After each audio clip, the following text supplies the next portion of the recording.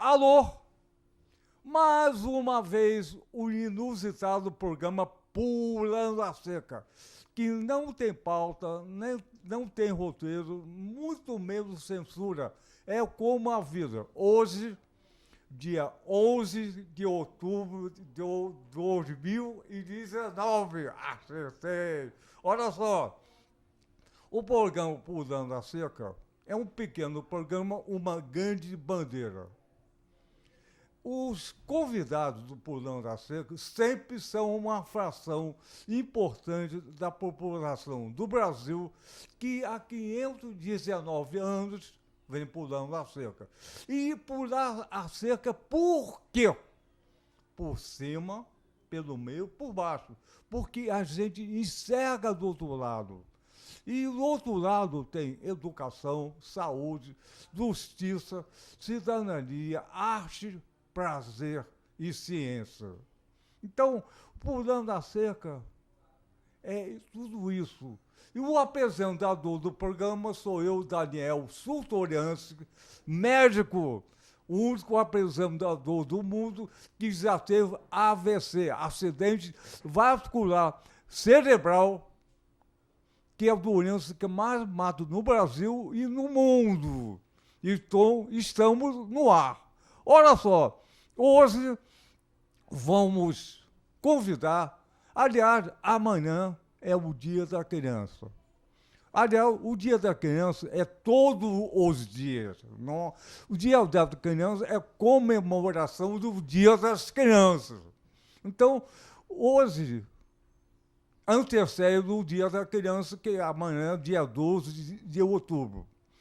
Vamos convidar, nessa Pulando a Cerca, a simpaticíssima, a gostosíssima, a estudosíssima, a teusudíssima, por que não?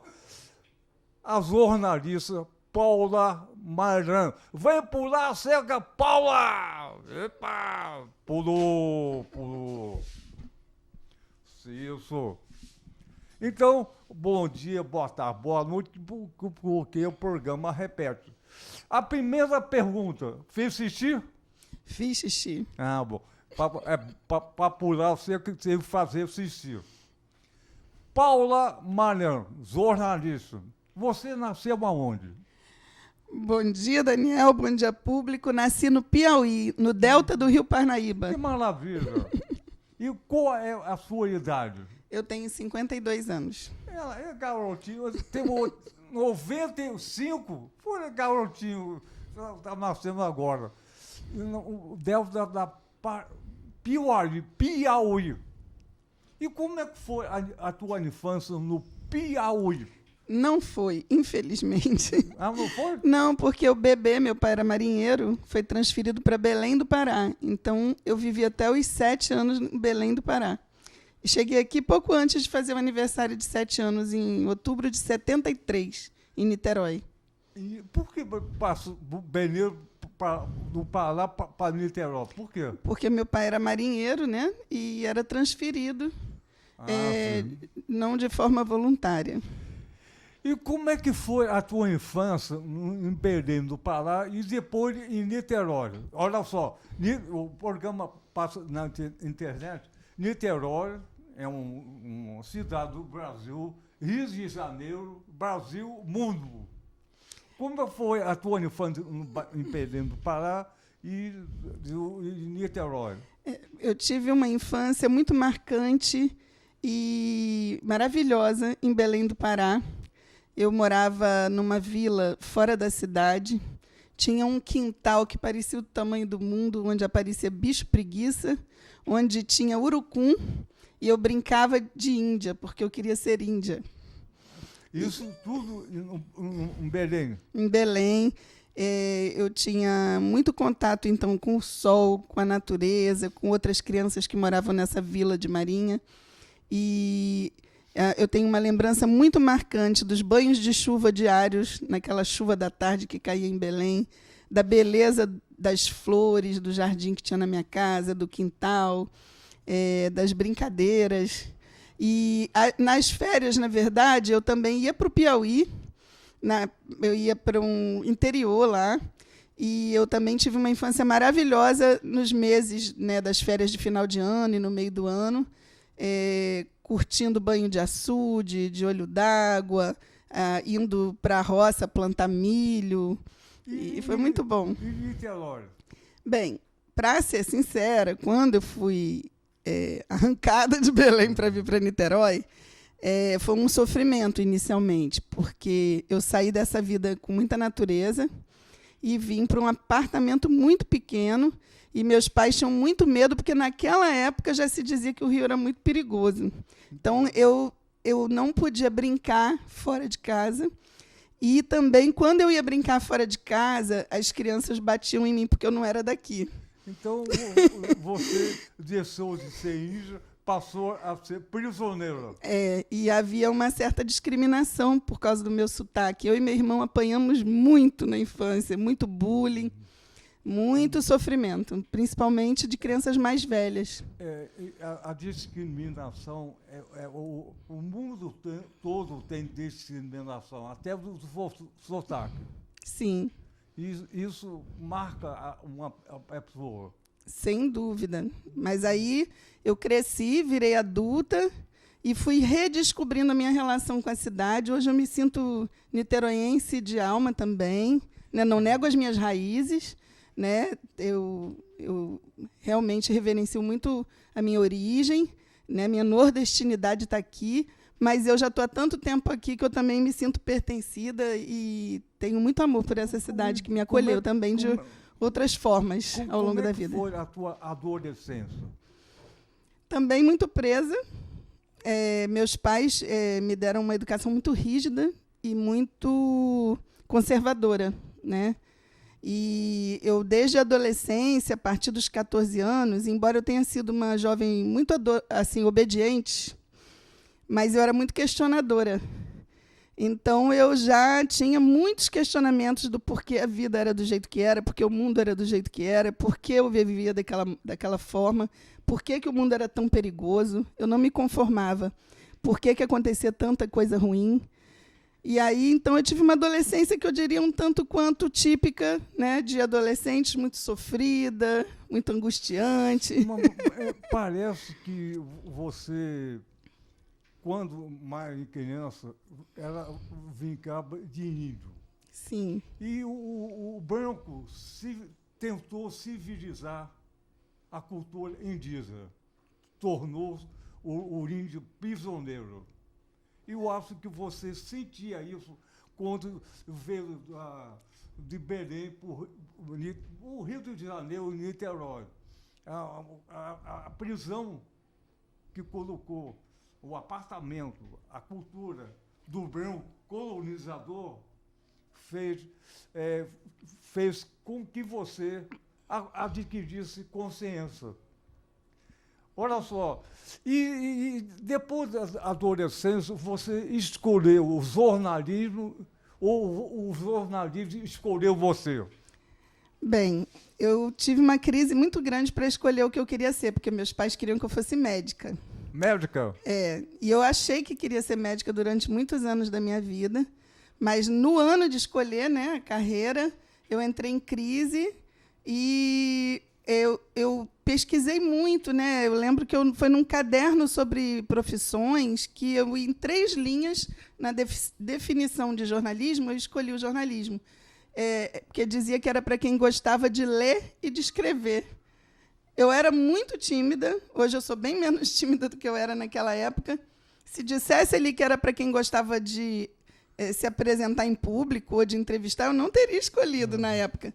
Mas eu amava ler, porque eu exercia a minha liberdade a partir do que me era permitido.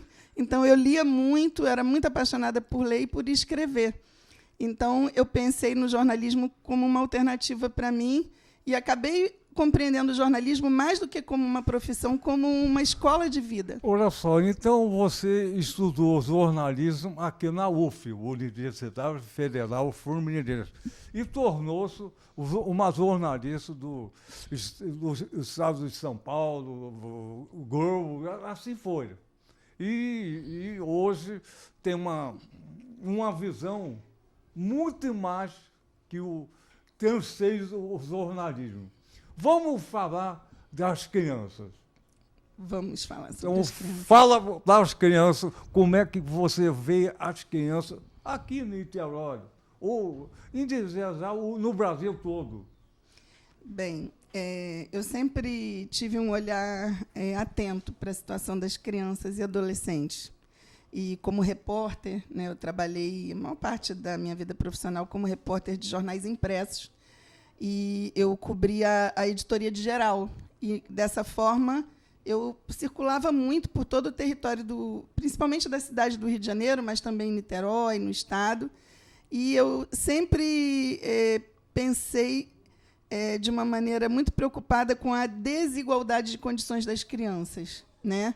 Então, tanto no Rio como em Niterói, e agora nos últimos 10 anos em que eu trabalho como assessora de direitos humanos, nas comissões de direitos humanos, né, no parlamento, eu sempre considero que ainda é um desafio muito grande superar a condição de desigualdade de oportunidade, de acesso a políticas básicas das crianças nos nossos territórios, né? A gente está numa cidade, por exemplo, em Niterói, em que as crianças que têm dinheiro para pagar por um plano de saúde, a família, né, para pagar por um ensino particular, elas vivem numa cidade que é considerada maravilhosa, né? Mas se aqui essa criança nascer numa família pobre, numa família negra, numa família periférica, essa criança ela já vai nascer em condições desiguais. Eu vou dar um exemplo de um indicador disso, que é o índice de sífilis congênita na nossa cidade. É uma doença facilmente detectável durante a gravidez, e se detectada, o tratamento é muito fácil e barato durante a gravidez. A gente não precisava mais ter crianças nascendo com sífilis congênita. Mas, em Niterói, a gente tem um índice de, a cada 1.000 crianças, 23 nascem com sífilis congênita. E aí você vai dizer, mas só 23? Acho que a gente não deveria ter nenhuma criança nascendo com uma doença tão grave. E, no Brasil, a média é de 6 crianças a cada 1.000 nascidas vivas. E aí eu entendo que esse é um primeiro indicador de que aqui isso é desigualdade, porque só as crianças que são atendidas na rede pública é que formam essa estatística. Na rede privada não é da mesma forma. Então, Paula Mailan, olha só, você falou em desigualdade. As escolas públicas e ou escolas particulares, que em Niterói tem 30% de escola pública, a cultura é igual.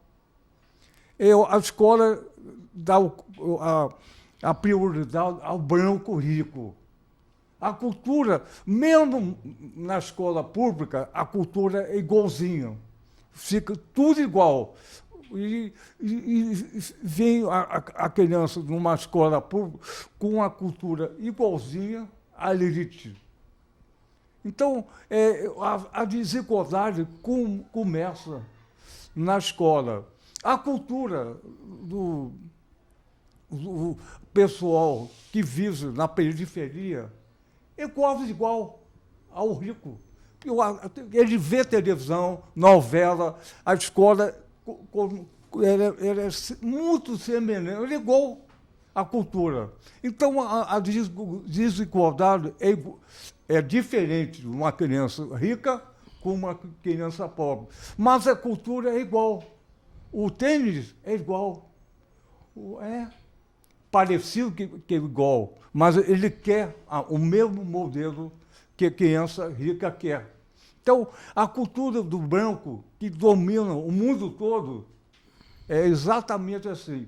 E o Brasil, a escravidão trouxe 60% ou 70% da população negra, não, preta. No BCE fala preto, não é negro. E mulato.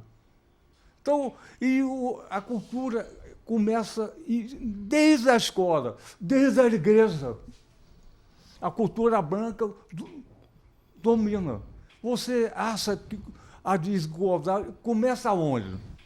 Bem, eu diria que a gente tem uma história, né, que vem desde os tempos, né, da invasão portuguesa, a invasão europeia à América e a invasão portuguesa ao Brasil, né, da colonização destas terras, né, da pretensão de considerar que, inclusive, a história deste território começa com essa invasão, e a gente sabe que não. Inquisição e morte ao unido. E aí a gente constrói a desigualdade na desumanização do outro, né? Na transformação do corpo do outro em mercadoria, na transformação do outro num ser objetificado, né? E aí a gente tem um modelo de sociedade que perdura até hoje, que é elitista, é aristocrático, é preconceituoso, é desumanizador e promove a exploração do homem pelo homem, de uma minoria explorando a maioria. Nós temos aí estatísticas que comprovam que no mundo inteiro, mas aqui no Brasil também, de modo muito forte, 1% concentram mais de 50% da riqueza do mundo. E os outros 99% têm que disputar isso aí de forma desigual. 1% domina 99% da população mundial. Sim. 1% só. Isso. E no Brasil a gente sabe que não chega a 10 famílias, né, as que controlam a maior parte das riquezas do país.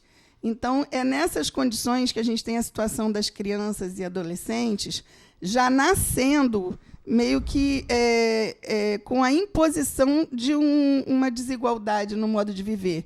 Eu entendo que a gente tem, inclusive, uma hegemonização, um domínio da cultura branca, imposta, né, para as famílias negras também. Claro. Né? E é muito difícil. Você falou, por exemplo, no termo mulato, né? Eu compartilho de um debate, de um acúmulo, de que esse é um termo em si dos colonizadores, exatamente, dos dominantes. E é um termo assim que eu considero preconceituoso, porque dizem que, inclusive, vem de mula, né? Sim. E então, assim, a gente hoje tem que pensar e fazer um debate muito sério, tem muita gente pensando sobre isso, de quem somos os brasileiros, né? Porque nós temos aí a raiz da negritude, a raiz indígena e essa raiz branca colonizadora. Temos o apagamento de culturas, né? Por exemplo, eu venho de uma terra, o Piauí, em que a cultura indígena foi apagada, né? Eu me identifico com a condição de uma população, eu brincava lá, eu me reconhecia nos meus companheiros de brincadeira lá no interior, né? Como que eram chamados de caboclos, né, que é misturado. Agora, a gente carrega dentro da gente a percepção, desde muito cedo, de que a gente não é tratado como igual. Né? A minha mãe tem anotações da minha infância. Eu queria ser índia, mas eu também queria ser branca, porque eu entendia que era melhor ser branco. Os brancos tinham um status, um reconhecimento e um tratamento com privilégios que, para mim, não existiam. Então, acho que foi dessa condição e desse reconhecimento, quando eu era pequena, que eu fui me formando, desde muito cedo, uma questionadora, e também fui escolhendo um lado para me identificar e para me organizar, para mudar essa realidade. Olha só, você falou, Paula Maran, que 10 famílias conseguem dominar um país. São os capitães hereditário, desde 1500. São exatamente os capitães hereditários.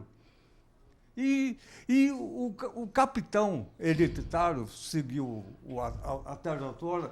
Quando houve a escravidão, ele tinha filhos com uma mulher, mas tinha muito mais filhos com as escravas.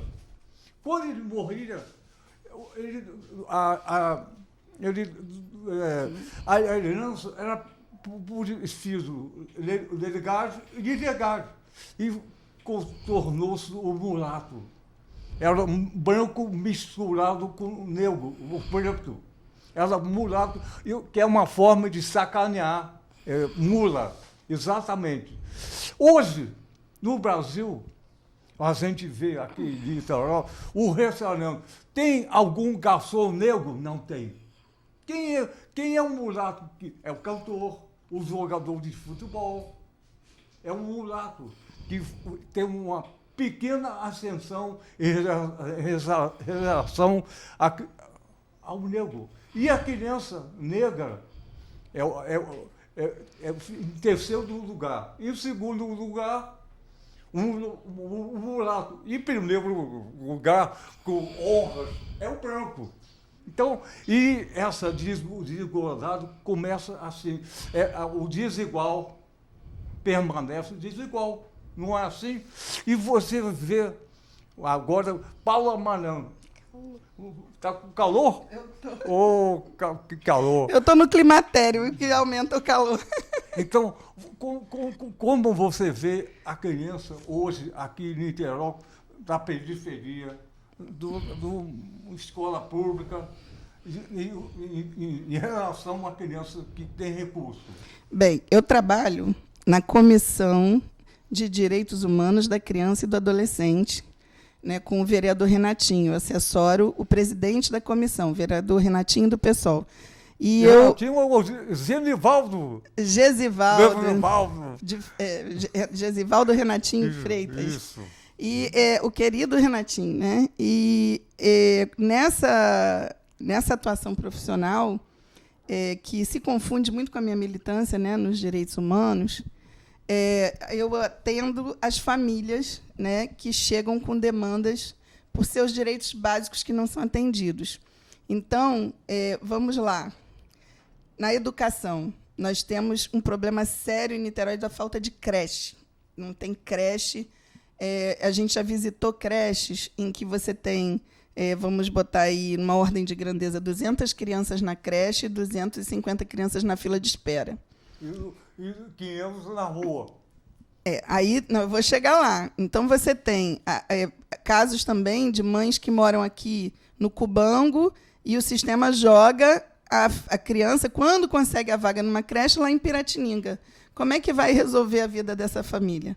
Né? Então, já começa aí o problema. Né? Começa lá com o problema da saúde, né? O modo como nasce, né? Em condições desiguais, em hospitais precários, faltando profissionais, faltando leito, né? Enfim. Aí depois faltando medicamentos, insumos, aí depois a gente vai para essa falta da escola. Do mesmo modo, tem a condição da saúde, desse acompanhamento na infância, que a gente sabe que tem as precariedades aqui na rede. A gente tem um problema que é das crianças que nascem na população em situação de rua. Esta semana, eu fui com o vereador Renatinho fazer uma vistoria num abrigo Lélia Gonzalez, que é um abrigo da Secretaria Municipal de Assistência Social e Direitos Humanos, que se localiza ali no São Lourenço, onde encontramos 38 mulheres e famílias abrigadas. Num quarto, nós tínhamos 5 crianças, sendo que uma das crianças com 10 dias de nascida. Nesse quarto, nós verificamos condições bastante precárias, além da superlotação. Falta leite para as crianças, falta fralda, falta absorvente para as mães, falta produtos de higiene pessoal, falta ventilador nesse abrigo, vários ventiladores, problemas de instalação elétrica, problema de uma fossa, um esgoto no lugar que é o refeitório. A gente viu uma condição realmente bastante desumana, né? Em que essas pessoas estão ali com suas crianças sem poder garantir, desde um primeiro momento, um mínimo de dignidade. Aí, qual é o nosso papel, né? Inclusive, a gente fiscalizar, dar visibilidade a esse problema, porque ele fica oculto, ele não aparece nas comunicações oficiais do município, e trazer a sociedade a debater junto com a gente como que a gente faz para superar essa realidade. Né? E isso são as crianças que conseguem ir para o abrigo, porque não há vaga para todas as crianças que estão em situação de rua. Nós acompanhamos também famílias que estão em situação de rua em Niterói, com suas crianças, inclusive bebês, e a situação é muito grave porque a gente vive numa cidade que, embora muito rica, né, a maior renda per capita do Brasil, uma alta concentração de dinheiro, de recursos, dos royalties, este ano, inclusive, com um recorde de dotação orçamentária de 3 bilhões e 200 milhões, mas isso não se transforma em política para os mais pobres. Nós temos em Niterói, não sei se você já deu uma olhada nessa pesquisa do jornal Nexo, que mostra que Niterói é campeã nacional de desigualdade racial. Então, as crianças da nossa cidade, elas são diretamente impactadas por essa desigualdade, e essas crianças que vivem em condição de rua, elas vivem na insalubridade, afetadas por doenças que não deveriam existir para elas, como, por exemplo, o sarna, o impetigo, entre outros problemas, né, de doenças infecto-contagiosas que elas sofrem porque não tem uma água salubre, né, potável, não tem um ambiente em condições para crescer e viver, tem dificuldade de acesso a todos os seus direitos, basicamente, a começar pelo próprio direito à moradia. Né? A gente vive numa cidade em que a gente tem 40 mil moradias a menos. Né? O déficit habitacional é esse. Isso significa 40 mil famílias que não têm teto, ou que vivem em tetos que não são considerados minimamente dignos de serem chamados de teto, porque podem desabar, que são moradias de risco. Então, essas crianças, elas também enfrentam o fato de viver numa cidade em que a gente é muito impactada pela questão da segurança pública. A gente vive numa cidade que tem territórios dominados por facções de milícias e do tráfico, do varejo do tráfico, né, do crime. E aí, nesses territórios, essa questão da violência ela é alegada para dificuldade de acesso da chegada de políticas públicas do Estado. Né? Então, essas crianças ficam à margem, né, dos seus direitos. E aí, nessa questão da segurança pública, temos uma diferença gritante do modo como é feita a política de segurança na cidade. Porque nós temos um modelo de policiamento para a Zona Sul, para as áreas nobres, para o centro, que é feita para proteger o patrimônio e a vida das pessoas de classe média, e nós temos um modelo policial que é para eliminar as pessoas pobres e negras, inclusive as crianças. Né? Um adolescente recentemente morreu na Grota, numa operação policial. Era um atleta, um promissor, né? Um menino amado por sua família, que foi baleado pelas costas, jogado no chão, perdeu a vida. E numa operação que eu me pergunto, o que justifica? Né? Então, a gente tem conversado muito e debatido muito e até estudado, né, as causas, os panos de fundo dessa realidade tão brutal para as crianças aqui na nossa cidade. Inclusive, queria dar 2 exemplos assim concretos. Esta semana, teve uma operação da Polícia Civil num casarão que está ocupado por despejados do prédio da Caixa Econômica, cujo despejo ocorreu em 7 de junho deste ano, com mais de 100 de famílias despejadas, o que aumentou a população em situação de rua no centro de Niterói. Parte dessa população ocupou um casarão abandonado e vive com muitas dificuldades em condições insalubres nesse casarão, mas tentando sobreviver, né, as famílias. E aí não chega política pública para essas famílias, ou quase não chega, né? A comissão sempre cobrando, pressionando, encaminhando. Queria até saudar os profissionais da saúde mental, que são os que ainda conseguem, né, se dedicar a construir um trabalho ali com essa população. Mas, por exemplo, 9 crianças desse grupo, crianças entre 3 e 10 anos, estavam espontaneamente frequentando a Biblioteca Pública Estadual que tem na Praça da República, no centro. Em vez de ficar ao relento, preferiam ficar dentro da biblioteca. O que a direção da biblioteca fez? Proibiu a entrada das crianças, porque só com responsável. Então, essas crianças voltaram à condição de não ter essa alternativa de ficar na biblioteca e sem outra alternativa. A gente teve também, esta semana, isso já aconteceu há alguns meses, essa situação, né? Foi em julho. Agora, essa situação dessa semana foi muito grave. A Polícia Civil entrou no casarão, saiu revirando e filmando tudo, apreendeu um jovem, um adolescente, e passou as imagens para a TV Record, que fez uma reportagem criminalizando aquela população, dizendo que ali havia tráfico de drogas e que as crianças eram instrumentalizadas para o tráfico de drogas.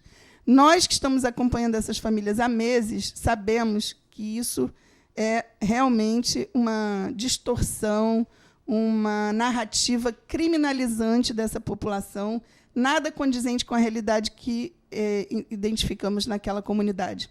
Não queremos dizer que não haja pessoas que não usem drogas nessa comunidade, mas eu queria desafiar alguém a dizer se há alguma comunidade em Niterói, algum prédio onde alguém não use drogas. Não, qualquer prédio, qualquer lugar usa droga. Olha só, estou recordando, o vereador Renatinho veio 3 vezes aqui. Por 2 vezes, eu recomendei ao Renatinho que tenta fazer uma lei, ou parecido, uma Câmara de vereador pública e semanal em vários bairros da cidade. Uma Câmara pública. A Câmara é um segredo. Ninguém vai lá. Se debate para lá, para cá, mas ninguém sabe de nada. Eu vou fazer, Renatinho, e você também, a Condição de Direitos Humanos. Que tal uma Câmara pública, uma vez por semana, em cada bairro, uma praça, uma escola, a Câmara aí a população vai ter direito de variar ou não, aplaudir ou não, o que se debate. E vai aprender como se fala numa Câmara. É tão difícil a questão de entender o que se fala. Então, vou, mais uma vez, recomendar a você e ao Renatinho tentar fazer uma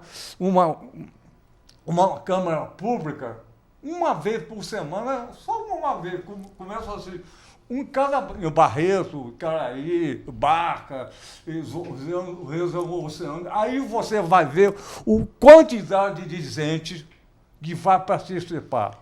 Pois então, posso te dar a boa notícia, Daniel, de que você já tinha sido ouvido, viu? Porque a gente já começou um trabalho, e não só via gabinete do vereador Renatinho, né? Mas o Mandato Popular Renatinho, mais o do Paulo Eduardo, que é o nosso companheiro do PSOL. Nós, junto com a direção do PSOL na cidade, né, a gente tem feito toda semana na rua a prestação de contas, a gente chama do PSOL na praça. Não, e aí a gente ficou um tempo, toda semana, indo para a Praça do Rink, e escolhemos pela condição ali dos ambulantes. Aí agora estamos ali em frente ao terminal rodoviário, toda sexta-feira às 17 horas. A ideia é circular, e a gente já até tirou uma estratégia, no caso do Renatinho, de um trabalho cujo tema inicial vai ser sobre a acessibilidade. Ô Zé, mas eu estou falando em uma Câmara Pública. Eu sei que tem dificuldade, tem o acesso é difícil, a escada é difícil, mas tentar, pelo menos, uma sessão, uma Câmara Pública, todos os vereadores, para lá, para cá, uma vez por semana em cada bairro da cidade. Muito interessante, entendi a sua proposta. Acho que a gente pode discutir isso lá, mas, lamentavelmente, somos minoria. Não interessa. Né? Vamos. Você sabe que o Renatinho tem um projeto, chama Tribuna Livre, que ele está há anos, você sabe que ele está lutando para criar um espaço para a população ter o direito à voz dentro da Câmara. Sim. E a gente não consegue aprovar. Olha só. Mas eu queria dar uma boa notícia para você. Pelo menos, neste ano, a gente tem conseguido levar um público que é pouco tradicional na Câmara. A gente fez uma audiência pública sobre a população em situação de rua. A população em situação de rua lotou a Câmara.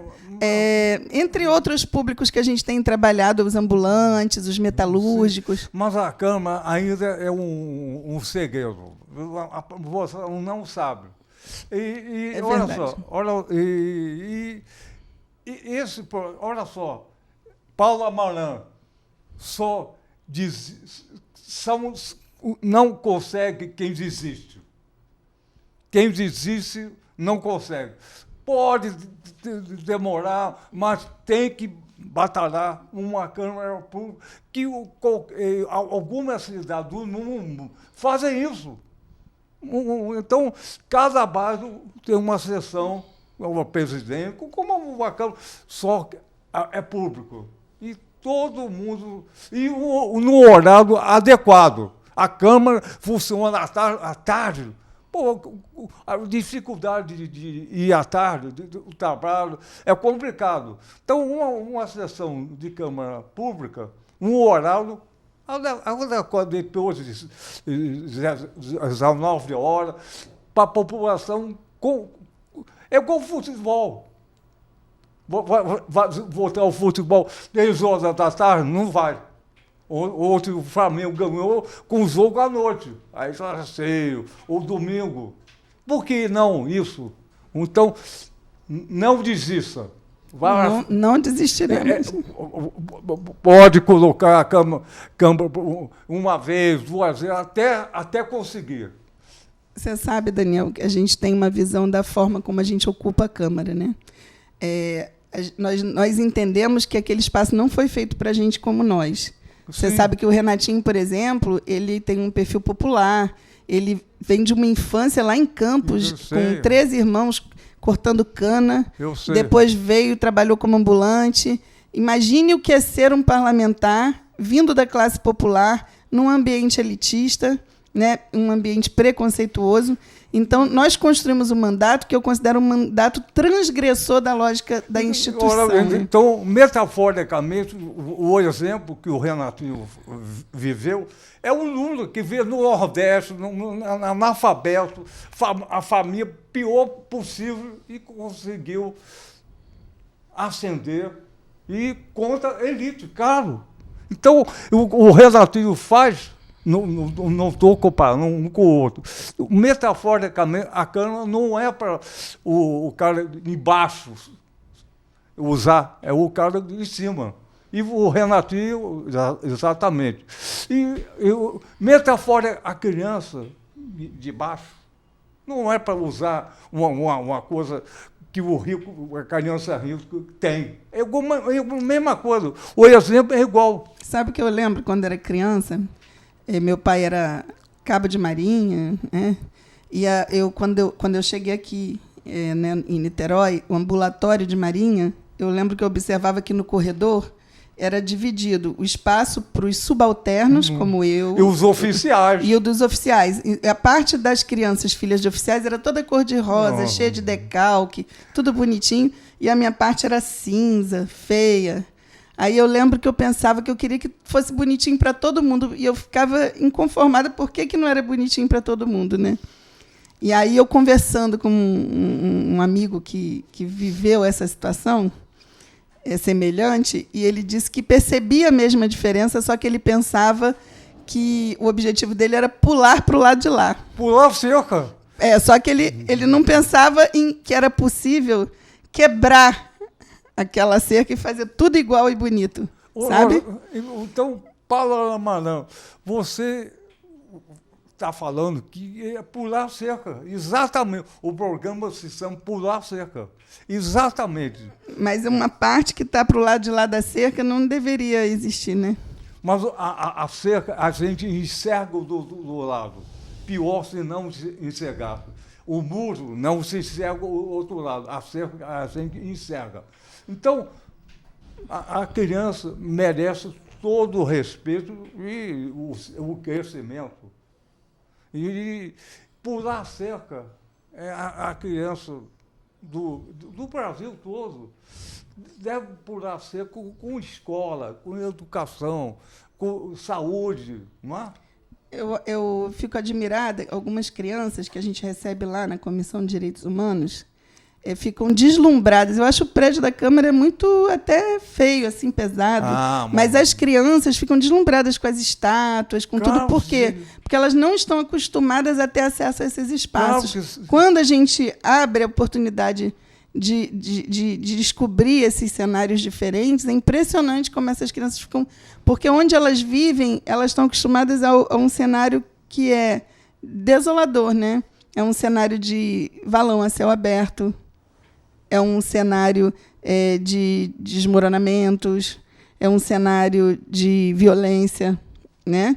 Então, é muito interessante como a gente tem também esse desafio, né? De mudar esse cenário e torná-lo mais bonito para todo mundo, né? Igual a Jazir que você viveu na infância. Sim. Que era bonito, mas era branca, mas era índia. E o suboficial é cinza. O oficial é colorido, azul, bonito, sempre de bordinha e tal. Exatamente. Mas isso é uma desigualdade total. Por exemplo, a gente também na nossa cidade, não sei se todo mundo sabe, mas a gente só tem 30% das escolas públicas. Exatamente. 70% são privadas, para quem pode pagar. E é interessante, se você for olhar o perfil da criança que está na escola pública, você vai ver que a maioria é negra. Se você for para a escola particular, eu, por exemplo, no ensino médio, meus pais se sacrificaram, eu fui parar no Abel. Só tinha, na verdade, ali no Abel, uma maioria branca e uma minoria ínfima. Tinha uma menina negra, né, além de uma meia dúzia de adolescentes pobres, né? A maioria era rica e branca. Então, aqui a gente vive muito nitidamente essa segregação espacial, né? Eu acho muito interessante a gente refletir sobre isso, porque tem gente que quer negar o racismo, né? Diz, não, isso aí é papo de quem está querendo fazer debate de ideologia, né? Como se ideologia também fosse uma coisa muito ruim e perigosa para o mundo. Mas é vida real, é concreta, né? É só a gente circular pela cidade, perambular pelo centro, pelas áreas periféricas, entrar nas comunidades, observar e vai enxergar essa diferença brutal, né, do modo como vivem nossas crianças, nossos adolescentes. E aí há uma cobrança muito forte, muito pesada, muito violenta, de que esse jovem ele tem que se comportar bem, não pode roubar, não pode usar droga, não pode assaltar, não pode fazer nada, né, só obedecer. Mas como que a gente pode cobrar do outro que respeite deveres e leis, se desde que essa criança, esse jovem nasceu, nunca teve a oportunidade de conhecer os seus próprios direitos, o valor da sua própria vida? Se a gente não ensina as crianças e adolescentes a se respeitar e reconhecer que tem valor, que a sua vida tem valor, como a gente vai ensinar esse jovem, esse adolescente, que a vida dos outros tem valor? Especialmente daqueles outros que são identificados como os opressores. Né? Então, olha só, o Dia da Criança, vai ser amanhã, dia 12 de outubro, o Dia da Criança é todos os dias do ano, Dia da Criança. E como o Dia das Mães, dos Pais, é tudo do dia do índio, igualzinho. Mas a criança deve-se o maior respeito. A criança cresce e faz o que vai acontecer. E a comemoração do Dia da Criança é o pular cerca. Não é festinha, igual o gabinete oficial, é colorido, bonito. O Dia da Criança é o dia do respeito. E você sabe que, você falando agora, eu me lembrei de uma cena que eu vi, que eu testemunhei como repórter, na década de 90, numa favela da Zona Oeste do Rio de Janeiro, em que era Dia das Crianças. E o que elas estavam ganhando de presente? Armas de brinquedo que o tráfico estava distribuindo. E aí eu fico pensando, não é agora, né, que a gente está enfrentando um problema de criminalização das crianças. Então, olha só, a arma é educação. A arma não é o revólver. Olha só, Paula Maranhão, foi um prazer ter você aqui falando da criança. Você é uma criança grande. A Índia grande. Olha só. Então, vamos terminar o programa cantando. É 1, 2, 3, pulando na cerca com vocês. Como? 1, 2, 3, pulando a cerca com vocês. E viva as crianças. A arma é o estudo. Por dias da criança mais feliz, sim, com certeza. E para todas. Então, valeu!